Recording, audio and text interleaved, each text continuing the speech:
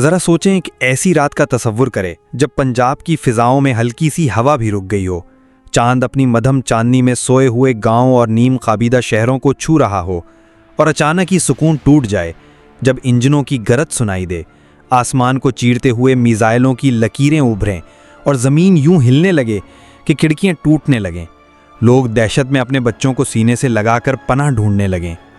یہ وہ رات تھی مئی 2025 کی ابتدائی تاریخوں میں، جب دو ایٹمی طاقتیں ایک بار پھر تباہی کے دہانے پر آن کھڑی ہوئیں۔ وہ رات جسے مورخین، فوجی اور عام خاندان نسلوں تک یاد رکھیں گے، کیونکہ یہ وہ لمحہ تھا جب بھارت اور پاکستان کا تنازع سرگوشیوں سے نکل کر کھلے حملوں تک جا پہنچا، جب بستیاں اور آسمان میدان جنگ بن گئے۔ لیکن یہ کہانی اس رات سے شروع نہیں ہوئی تھی، اس کے بیج 2 ہفتے پہلے بوئے جا چکے تھے بھارتی زیر انتظام کشمیر کی حسین و وادی پہلگام میں، جہاں سیاح سرسبز چیڑ کے جنگلوں میں ہنستے کھیلتے پھر رہے تھے، چائے کی چسکیاں لے رہے تھے، تصویریں کھینچ رہے تھے، بے خبر اس بات سے کہ ان کی مسکراہٹیں لمحوں میں خون میں بدلنے والی ہیں۔ اچانک گولیوں اور بارود کی بوچھاڑ نے منظر کو قیامت میں بدل دیا۔ 26 بے گناہ جانوں کو نگلنے والا ایک قتل عام نہ صرف بھارت بلکہ پورے خطے کو ہلا گیا۔ سرخیاں بدل گئیں، حکومتیں کانپ اٹھیں اور پاکستان کے لوگ صدمے اور غصے میں سڑکوں پر نکل آئے، گلی کوچوں میں جنازے اٹھے، ہر محلے میں رونے دھونے کی صدائیں گونجنے لگیں، اور قوم نے ایک بار پھر یہ کڑوی حقیقت قبول کی کہ ان پر حملہ ہوا ہے۔ مگر یہ صدمہ زیادہ دیر نہ ٹھہرا، وہ قوم ٹوٹی نہیں، وہ مفلوج نہیں ہوئی۔ چند ہی گھنٹوں میں پاک فضائیے کے شاہین فضاؤں میں بلند ہو گئے، ریڈار دشمن پر لاک ہونے لگے، اور وہ پائلٹ جو برسوں سے اس دن کے لیے تیار تھے، بھارتی طیاروں کو روکنے کے لیے آگے بڑھے۔ پھر وہ لمحہ آیا جس نے نئی دہلی کے اعتماد کو ہلا کر رکھ دیا۔ خبریں پہلے سرگوشیوں میں آئیں، پھر بین الاقوامی میڈیا تک پہنچ گئیں کہ پاکستان نے بھارت کے کم از کم 2 لڑاکا طیارے مار گرائے ہیں۔ ان میں ایک فرانسیسی ساختہ رافیل شامل تھا، جسے بھارت اپنی جدید فضائی طاقت کا مگر جہاں آسمان پر فوجیں ٹکرا رہی تھیں، زمین پر سب سے بڑا بوجھ عام پاکستانیوں نے اٹھایا۔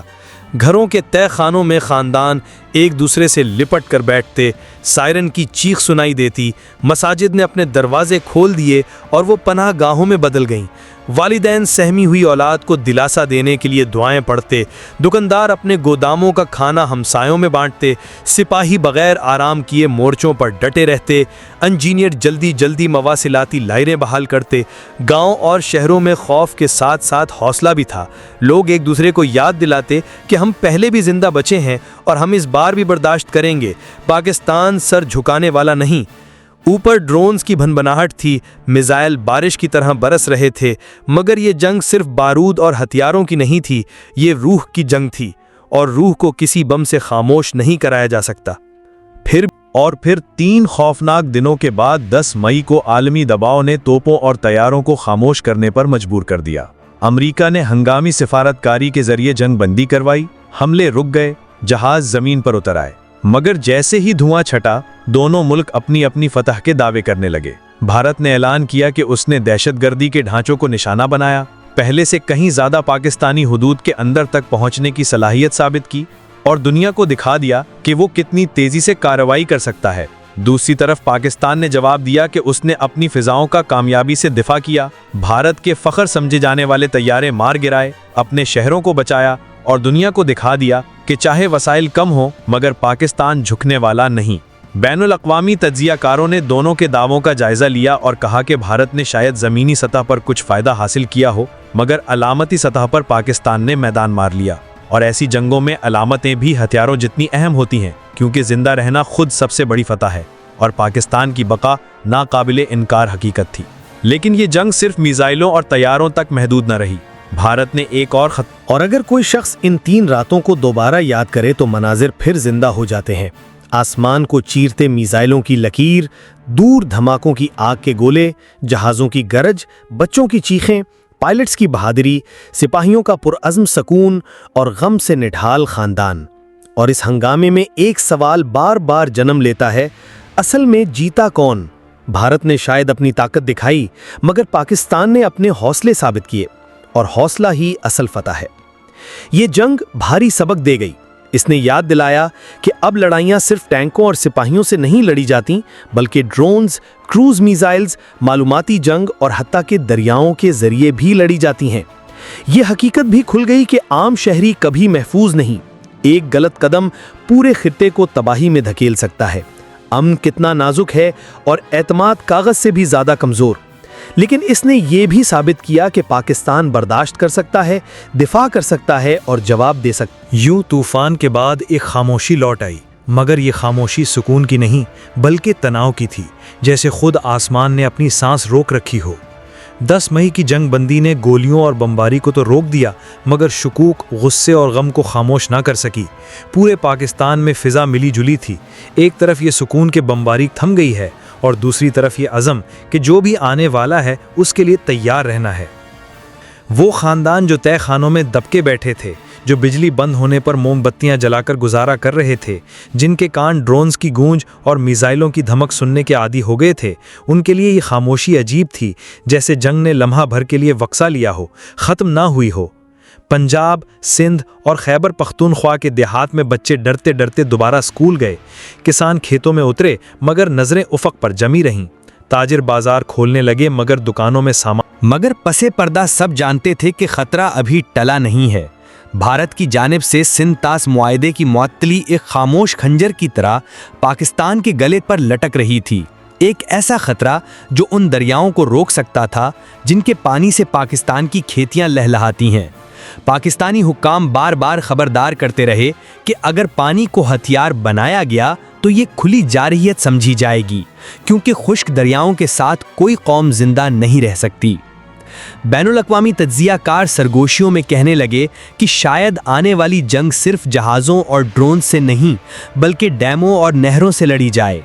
اسلام آباد میں منصوبہ سازوں نے ہنگامی بنیادوں پر کام شروع کیا، نہ صرف تباہ شدہ ڈھانچے کو بحال کرنے کے لیے بلکہ اس بات پر غور کرنے کے لیے کہ مستقبل کی جنگوں میں زندہ رہنے کے لیے نئی حکمت عملی کیا ہوگی۔ یوں اگست میں ایک اعلان، اور انہی دنوں عام لوگ زخموں کو بھرنے کی کوشش کرتے رہے، مگر شفا پانا آسان نہ تھا۔ دھماکوں کی یادیں ابھی تازہ تھیں، بادلوں کی گرج بچوں کو ڈرا دیتی تھی، بیوائیں اب بھی راتوں کو رو رو کر جاگتی تھیں، کسان اب بھی خشک نہروں کے خوف میں کھیتوں کو تکتے تھے، اور ہر بین الاقوامی خبر یہ یاد دلا رہی تھی کہ ان کا وطن اب بھی ایک ایسے دشمن کے نشانے پر ہے جو بار بار سرحدوں کو چیلنج کرنے پر تلا ہوا ہے۔ بازاروں میں، چائے خانوں میں، مساجد میں اگر کوئی کان لگا کر سنتا تو مختلف آوازیں ابھرتی تھیں۔ کوئی کہتا بھارت نے اپنی طاقت دکھا دی، کوئی کہتا پاکستان نے اپنی مزاحمت ثابت کر دی، اور بہت سے یہ مانتے تھے۔ اور یوں جب ہفتے مہینوں میں بدل گئے، جنگ بندی تو قائم رہی مگر ایک نازک شیشے کی طرح جو کسی بھی لمحے ٹوٹ سکتا تھا۔ سرحدوں پر جھڑپیں جاری رہیں، سفارتکاروں کی باتوں میں سرد مہری چھپی رہی، بھارتی پروازوں کے لیے فضائی حدود بند رہی، تجارت جمی رہی اور اعتماد کہیں نظر نہ آیا۔ اس خاموش کشیدگی میں دونوں جانب تیاریاں چلتی رہیں۔ بھارت اپنے ڈرون بیڑوں اور میزائل رینج کو بڑھانے پر لگا رہا، جبکہ پاکستان اپنی فضائی دفاعی صلاحیت کو مضبوط بنانے اور نئی راکٹ فورس کو مکمل طور پر ضم کرنے کی مشق کرتا رہا۔ دونوں جانب نظریں ایک دوسرے پر جمی تھیں، جیسے کوئی نئی چنگاری کسی بھی لمحے شعلہ بھڑکا سکتی ہو۔ سب جانتے تھے کہ کہانی ختم نہیں ہوئی، یہ صرف رکی ہے، جیسے اگلا باب شروع ہونے کا انتظار کر رہا ہو۔ خطہ سانس روک، لیکن پاکستان کے عوام کے لیے یہ سبق محض کتابی باتیں نہیں تھے، یہ ان کے جیتے جاگتے زخم تھے، یہ عمارتوں پر پڑی دھراڑیں تھے، یہ قبرستانوں میں بنے نئے مزار تھے، یہ وہ بچے تھے جو اب سکون سے سو نہیں پاتے تھے۔ ماہرین اعداد و شمار پر بحث کرتے رہے، مگر پاکستانی عوام کو یاد تھیں وہ کیفیات، وہ خوف جب سائرن بجتے تھے، وہ امید جب اپنے جیٹ طیارے فضا میں بلند ہوتے تھے، وہ غم جب جنازے گلیوں میں اٹھتے تھے، اور وہ فخر جب پوری قوم نے ایک بار پھر طوفان سہ لیا۔ یہی احساسات کسی بھی تجزیے یا چارٹ سے زیادہ مئی کی اصل یاد بنے، اور یہی احساسات اس سوال کا جواب دیتے کہ اصل میں جیتا کون، کیونکہ بھارت اگر اپنی رینج اور حملوں پر فخر کرتا ہے تو پاکستان اپنی مزاحمت اور بقا کو فخر سے پیش کرتا ہے، اور بقا ہی اصل فتح ہے، چاہے وہ خاموش ہو، چاہے نازک ہو، چاہے دردناک ہو۔ یہ فتح اس لیے بھی اہم تھی کہ اس نے پاکستانیوں کو یاد دلایا کہ ان کا وطن اتنی آسانی سے نہیں ٹوٹتا، کہ یہ طوفان سہ کر بھی کھڑا رہتا ہے، اور یہی حوصلہ ہی اصل طاقت ہے۔ مئی کے بعد کی خاموشی صرف زخم نہیں لائی بلکہ ایک عزم بھی لے آئی، یہ عزم کہ شہیدوں کا لہو ضائع نہیں ہوگا، کہ زندہ لوگوں کی حفاظت کی جائے گی، کہ دریا بھی اتنے ہی عزیز ہیں جتنے شہر، کہ معاہدے ڈھال ہونے چاہیے نہ کہ ہتھیار، اور یہ کہ آنے والی نسلوں کو بتایا جائے گا کہ مئی 2025 میں جب آسمان آگ سے روشن ہوا اور خوف ہر طرف پھیل گیا، تب بھی پاکستان ڈٹا رہا، ہلا ضرور مگر مئی 2025 کی کہانی صرف تاریخ نہیں، یہ یاد دہانی ہے کہ ہمارا اصل ہتھیار حوصلہ اور ثابت قدمی ہے۔ پاکستان کے ساتھ کھڑے ہوں، قربانیوں کو سلام پیش کریں، وطن کی حفاظت کریں، بقا کی روح کو آگے بڑھائیں، اس کہانی کو دوسروں تک پہنچائیں، اپنی آواز بلند کریں اور دنیا کو بتا دیں کہ ہم ہل سکتے ہیں مگر ٹوٹ نہیں سکتے، زخم کھا سکتے ہیں مگر خاموش نہیں ہو سکتے، اور ہمیشہ ہر حال میں اپنے وطن کے دفاع کے لیے پرعزم رہیں گے، کیونکہ وطن ہی سب سے بڑھ کر ہے۔